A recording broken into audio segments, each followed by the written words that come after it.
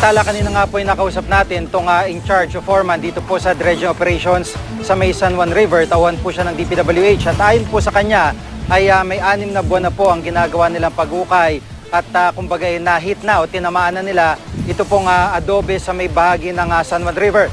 Papakita po namin sa inyo yung ilang bahagi po ng San Juan River na nahukay po ng mga tauhan ng DPWH kanina lamang at ito nga po ay inaasahan nila na magtatagal ng hanggang 6 na buwan. Sa kabila po niyan ay patuloy pong umaagos ito pong mga basura dito po sa may lugar at karaniwan nga po ay mga plastic at styrofoam ang nakikita namin na umaagos dito. Mabuti na lamang po at hindi po o walang malakas na pag-ulan dahil ang problema nga dito ay mabilis pong umapaw ang tubig at alam naman natin itong San Juan River, hindi lamang po bahagi ng Quezon City ang tinatamaan ng baha nito, kundi yung mismo pong mga komunidad sa may San Juan mismo ay lumulubog po yun hanggang leeg na tubig kapag tumataas ang tubig sa ilog na ito. At narito po ang payag ni Ginoong Reynaldo Garcia, foreman po ng DPWH.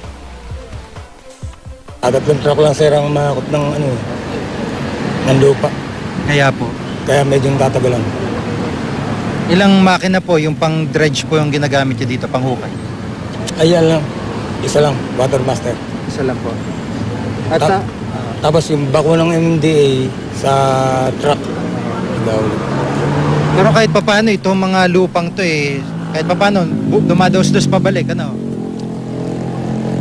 Ganun na nga. Medyo dumados din, konti lang. Hindi ba sayang pag ganun, sayang yung trabaho? Talaga sir, ganun. Wala tayong magagawa sa mga